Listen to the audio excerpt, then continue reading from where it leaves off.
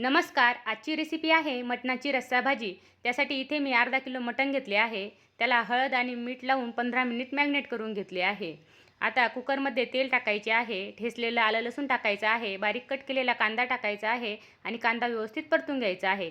कांदा परतल्यानंतर त्यामध्ये आपण मॅरिनेट केलेले मटण टाकायचे आहे. मटण व्यवस्थित मिक्स करून घ्यायचे आहे आणि थोडीशी कोथिंबीर टाकायची आहे. कोथिंबीर टाकून मिक्स करायचे आहे. 2 ग्लास पाणी टाकायचे आहे. झाकण लावून लो मिडियम हीटवरती त्याच्या 4 शिट्ट्या काढून घ्यायच्या आहे.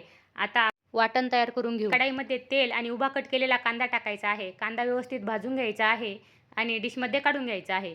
नंतर कढईमध्ये तेल टाकून खोबरे आणि तीळ टाकून व्यवस्थित भाजून घ्यायचे आहे. भाजल्यानंतर डिशमध्ये काढायचे आहे आणि खोबरे, तीळ आणि कांदा थंड करून घ्यायचे आहे. इथे आपले खोबरे, तीळ, कांदा थंड झाले आहे. मिक्सरमध्ये भाजलेले खोबरे, तीळ, कांदा, आलं लसूण आणि कोथिंबीर टाकून त्याचे वाटण तयार करून घ्यायचे आहे. इथे आपण वाटण तयार करून घेतले आहे. तोपर्यंत आपले मटणही छान शिजले आहे. आता आपण भाजीची फोडणी देऊन घेऊ. त्यासाठी कढईमध्ये तेल टाकायचे आहे. आपण तयार केलेले वाटण टाकायचे आहे आणि 2-3 मिनिट छान परतून घ्यायचे आहे. वाटण परतल्यावर त्यामध्ये हळद, लाल तिखट, गरम मसाला, मटण मसाला आणि मीठ टाकून 1 मिनिटभर छान परतून घ्यायचे आहे.